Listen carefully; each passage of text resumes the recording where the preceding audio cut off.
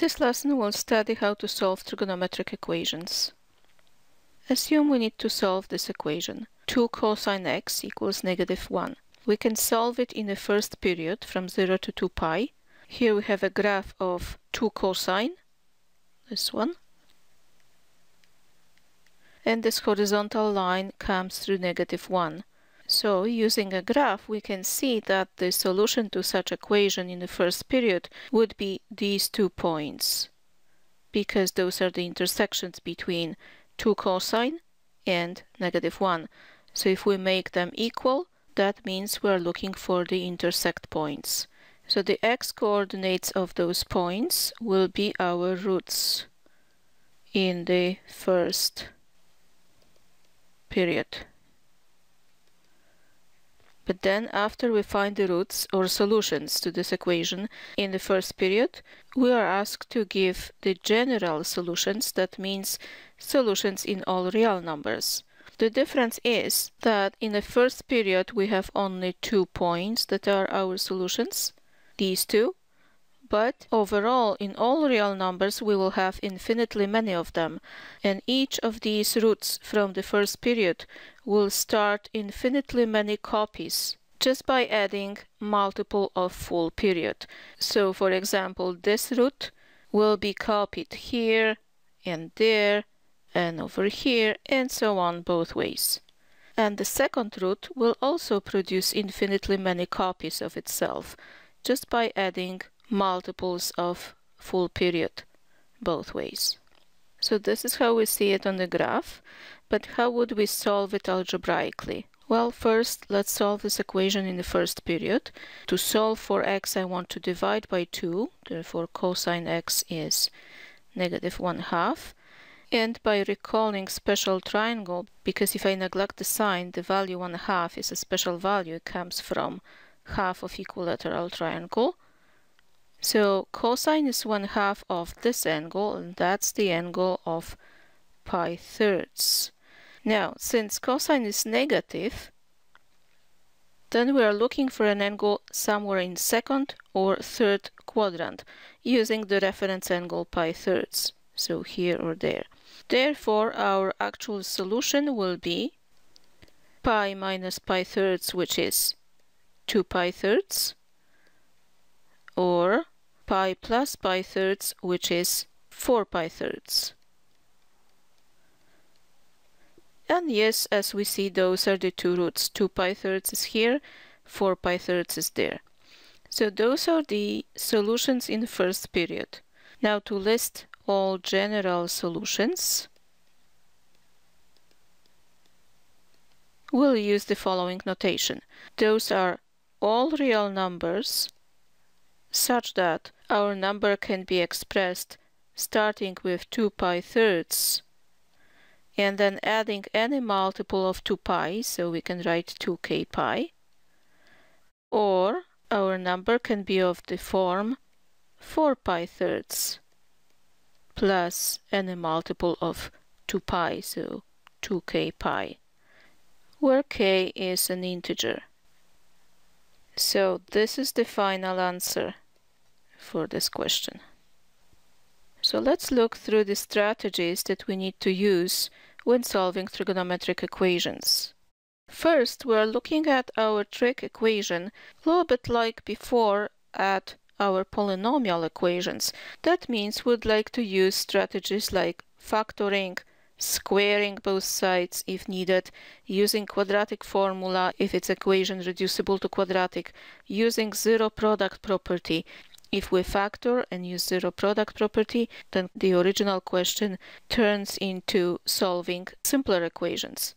So we use strategies very similar to strategies when solving polynomial or rational equations, where factoring is basically the main strategy that we use. Well, what if we can't factor? Then the next hint would be to rewrite the equation in terms of one trig function.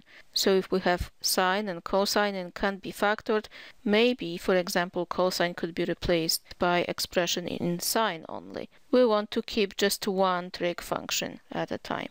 The following hint is keep all trig functions in terms of the same angle. So if, let's say, one function is of x and the other function is of 2x, maybe we should use double angle formula and break it into single angle. So we'll try to convert all the angles into the same form.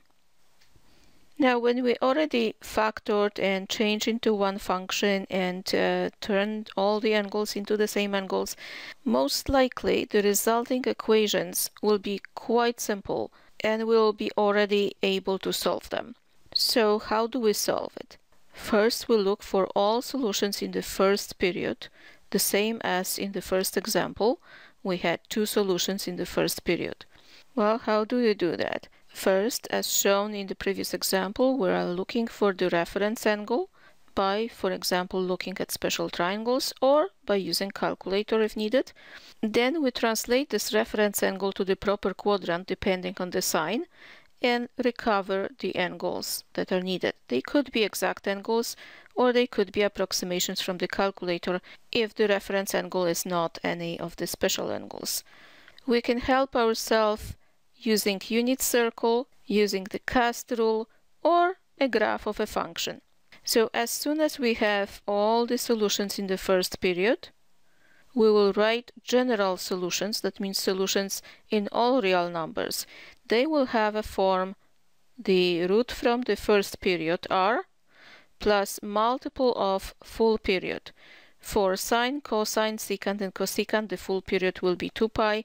For tangent and cotangent, the full period will be just pi. And we customarily use k, sometimes n, to describe an integer multiple of full period, by which we move the original root. So now what's left to do is to practice a lot of trig equations, solve them, watch every single step, and make sure that you don't lose any roots, because quite often trig equations will result in many roots. In this exercise, we are asked to solve only in the first period 0 to 2 pi. So the first equation, let's try to get closer to x. Therefore, I will divide by 4. So sine square x equals 1/4. Now we can put square root on both sides of the equation. And we end up with sine x equals plus or minus 1/2. So don't forget the plus minus, there's two possibilities here, because normally it would be absolute value of sine of x. If I don't write absolute value, I need to write plus or minus. Okay, so now 1/2 suggests that we are talking about special triangles and special angles, 1, 2, root 3. Sine of which angle is 1/2? Well, it's sine of this angle, which is pi 6, 30 degrees. But this is just reference angle. What we need to do, we need to move it actually to every single quadrant, because sine could be either positive or negative. All possibilities needs to be taken. So the final answer would be, let's move this pi 6 to every quadrant. This is pi 6 or 5 pi 6 or 7 pi 6 or 11 pi 6. So let's list them. Pi 6 in the first quadrant, 5 pi 6 in the second, 7 pi 6 in the third, and 11 pi 6 in the fourth. 4 roots in the first period. Let's look at the second equation. Again, divide by 3, we'll have tangent 2x equals -1. Well, that looks like a simple equation. We know for what kind of reference angle tangent will be equal to 1. The reference angle is pi quarter, but then tangent is -1. Okay, so we need to move this reference angle pi quarter to the proper quadrant. Tangent is negative in the second or fourth quadrant, so our angle will be 3 pi quarters, or here 7 pi quarters. But what is our angle? Our angle is 2x and we want x. Well, let's observe that if x is between 0 and 2 pi, that's what we wish for, then 2x is actually between 0 and 4 pi. So if we look at the angle 2x, we actually need to go through 2 periods. That means not only 3 pi quarters and 7 pi quarters, but one more time, plus pi plus another pi. Okay, let's list all the angles. 2x is equal either 3 pi quarters or 7 pi quarters, or 3 pi quarters plus 2 pi, which is like 8 pi quarters, so 8 and 3 is 11 pi quarters, and 7 pi quarters plus 8 is 15 pi quarters. So 2x can hit all these 4 instances to satisfy the equation, but we need to solve for x. Therefore, the x by itself, you just divide by 2 all those values. So it will be 3 pi eighths, 7 pi eighths, 11 pi eighths, and 15 pi eighths. Notice that the final answer really fits in the interval from 0 to 2 pi. And we have 4 answers, 4 roots for this equation. Well, let's look at the next example. First, I would move everything to one side because that looks like reducible to quadratic. Let's see. 2 cosine square x plus cosine x minus 1 equals 0. Let's pretend that our cosine x is actually called an a. Therefore, cosine square x, it will be a square. So maybe on the side, how do we factor 2a squared plus a minus 1? Well, let's prepare 2 brackets. That will be 2a, that will be 1 and 1. That must be a, and the product is negative, so one sign is negative, the other is positive. If I put plus here and minus there, then the middle term agree because it comes from negative 1a and plus 2a, so it's altogether plus 1a. So this factoring works, and we can factor in terms of cosine. Instead of a, we really have cosine.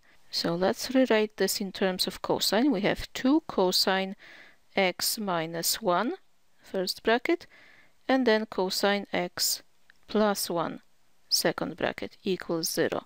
So now using 0 product property, either first bracket is 0 or second. So we have 2 equations to solve. First bracket is 0 when cosine x is equal to 1/2, or second bracket is 0 when cosine x is equal to -1. So we need to solve these 2 simpler equations.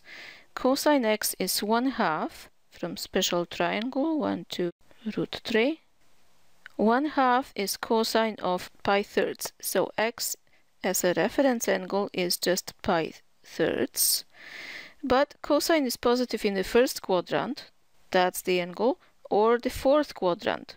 So reference angle pi thirds in the fourth quadrant gives us the angle 5 pi thirds. Because it's like 2 pi, which is 6 pi thirds minus 1, so it's 5 pi thirds. You may want to check this on the diagram.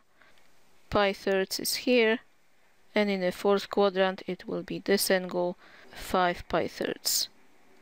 Okay, so we have 2 roots in the first period from the first equation, or from the second equation, cosine is -1. Well, let's recall quickly the graph of cosine. Oh, cosine is -1 for angle pi. So another possible root is just pi. Here we have the answer for this question, 3 roots. And the last example on this slide, this time the equation involved 2 different functions. Well, we don't like 2 different functions. Let's change cosine into root of 1 minus sine square. Obviously this root could be positive or negative. So we really have 2 cases. And we have sine x here, copied, equals 1. So this equation is similar to the radical equation, which in order to solve, we should isolate the radical first. So let's move the sign to the other side. Here we have plus minus root 1 minus sine square equals 1 minus sine x. Now we want to cancel the roots somehow, so let's square both sides of the equation. Notice that if we square, it doesn't really matter if we have plus or minus here, so both cases will be covered. That will give us just 1 minus sine square x. And over here we need to perform perfect square formula. So it's 1 minus double the product plus sine square x. Okay, now let's move everything to one side. For example, to the right side, to start with positive sine square. So we would have 2 sine square x minus 2 sine x. And then 1 minus 1 disappears, so it's equal to 0. We could divide by 2 and we could factor the sign out. So after division by 2 and factoring the sign, we end up with sine x times sine x minus 1 equals 0. And now we can use the zero product property. The equation is equivalent to solve these two equations. Either sine x is 0 or sine x is 1. Okay, so our possible roots are, let's recall the sine graph. Looks like this. In the first period, sine x is 0 here and there. Well, we don't take 2 pi because we're looking only from 0 with 0 up to 2 pi without the 2 pi. So just these two possible roots. So x could be 0 or pi from this equation. And sine is equal to 1 at pi half. So, or pi half. Okay, those are the possible roots. There is a danger here that we need to remember because we've been dealing with radical equation. So every single root needs to be checked. And only the ones that check will be taken for the answer. So let's check 0. Plug it into the equation. Sine of 0 is 0. Cosine of 0, cosine went this way. So cosine of 0 is 1. 0 plus 1 is 1, so yes, this checks. Pi. Sine of pi is 0. Cosine of pi is negative 1. Oh, that doesn't check. Has to be rejected. And pi half. Sine of pi half is 1. Cosine of pi half is 0. So this one checks again. Therefore, the final answer is just these two roots, 0 and pi half in the first period.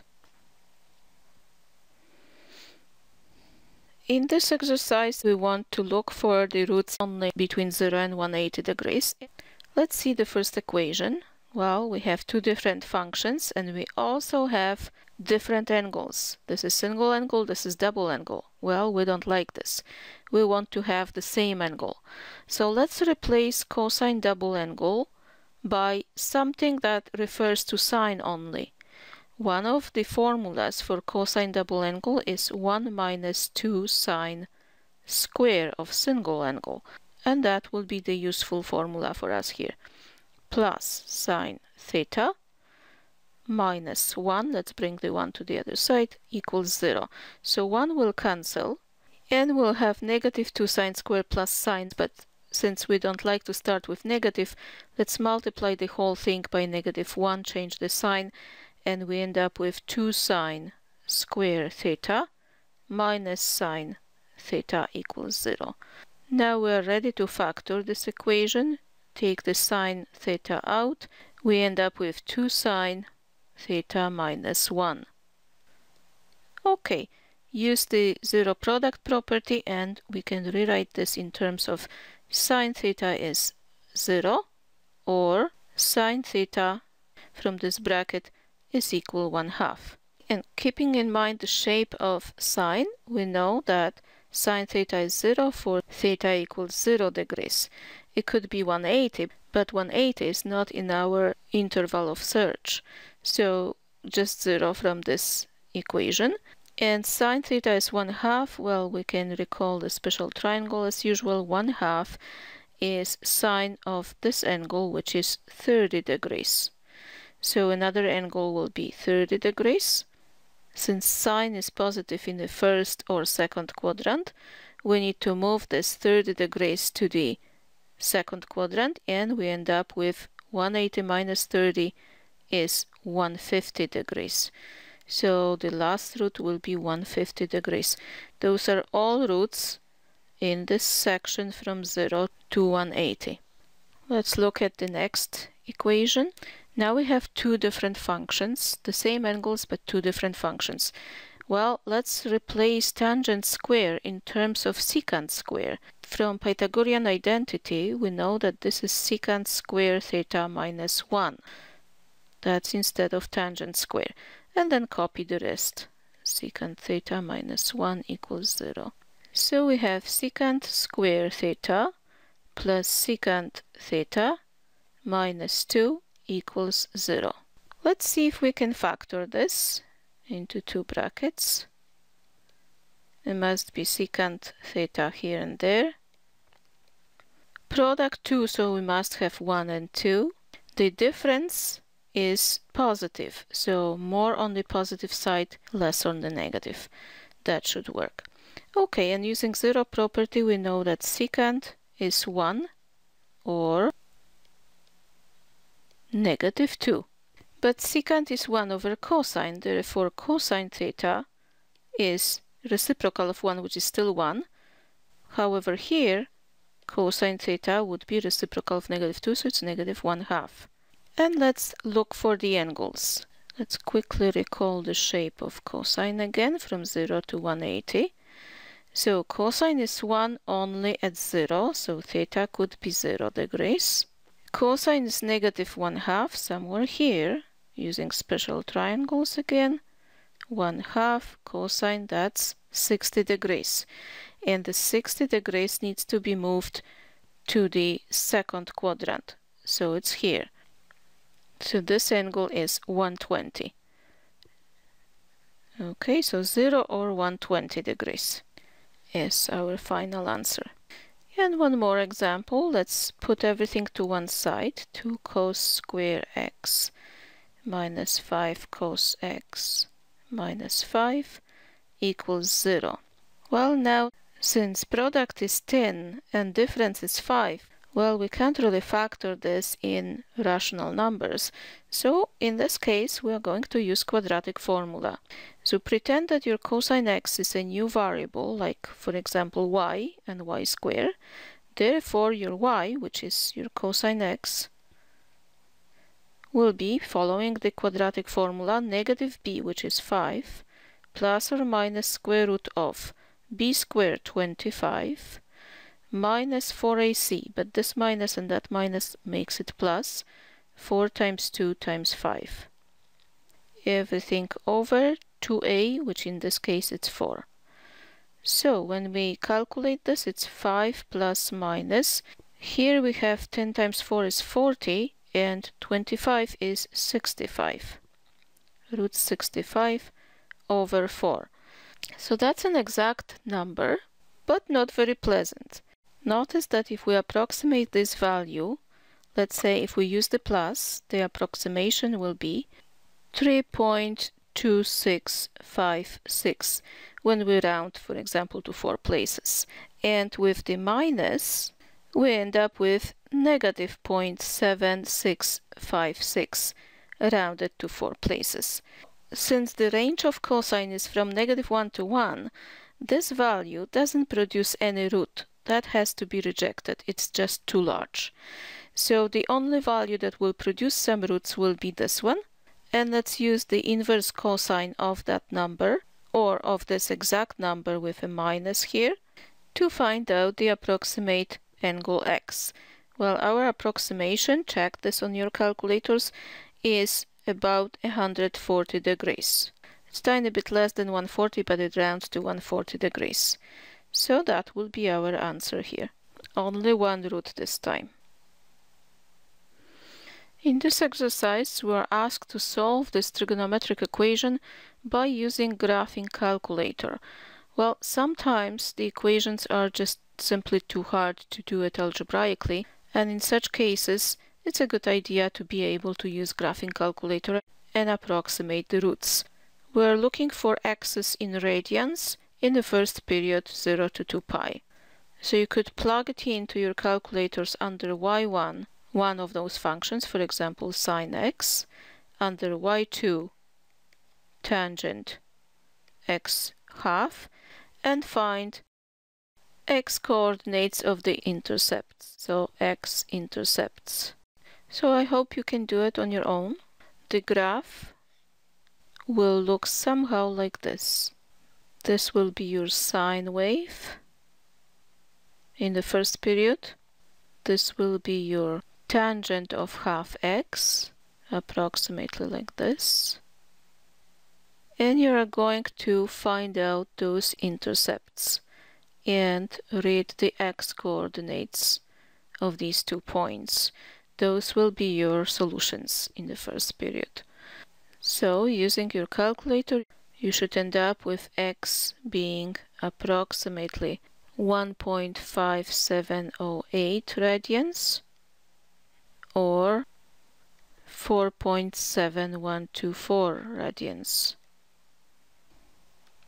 And our last exercise is an application problem. For a particular year, the number of daylight hours in New Orleans can be approximated by a function d of t, and the function is given here, where t represents the day of the year, so t is an integer, and t equals 1 corresponds to January the 1st, first day of the year.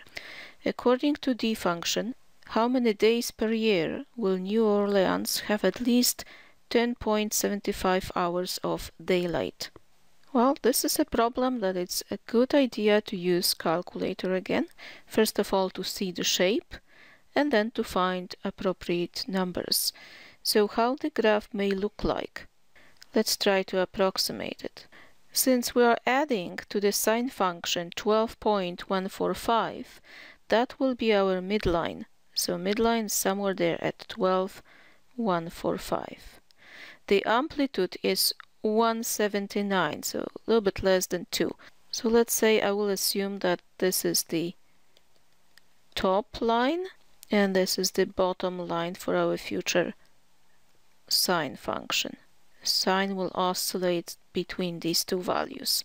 So when you graph this function, it may look like this.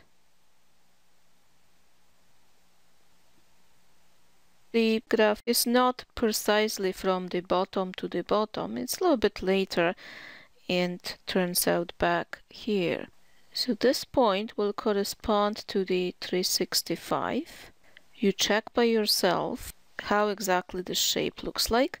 The midline is somewhere here, and the level 1075 is somewhere below here. So this level 1075 is very close to 11. Well, it's most likely somewhere here. And you're going to look for these 2 days. So let's call it x1 and x2. So again, you're going to look for the intercepts of these 2 curves. And the number of days that the New Orleans have at least 1075 hours of daylight are all these days here in between. So as soon as you find this number and that number, you basically subtract the top number minus the bottom number and you get the number of days. So please plug it into your calculator under y1, the function d, which is this whole expression. When you plug it in, make sure that you use all the possible brackets that are needed. Otherwise, it's very easy to make a mistake and the graph doesn't show properly. So watch your brackets. You're going to use the radian mode because we have 2 pi here, so it's in radian mode. And under y2, we're using the constant function 1075. And I would suggest the following window. Horizontally from 0 to 365 and vertically from 5 to, let's say, 16. Everything in radians. So please stop video and do it on your own. Your roots x1 and x2 should be approximately, x1 is about 28.17 and x2 about 314.33. So we know that from the beginning of the year, the first 28 days will have less than 10.75 hours of daylight, and also after the day 314, so 315 and on, will have less than 10.75. If we subtract 365 minus 314, we end up with 51 days here. So those days are below 10.75 hours of daylight. Therefore, the remaining days, and here it's enough to say that 314 minus 28, which is 286 days, have at least 10.75 hours of daylight. So those days are here, 286 days from here to there.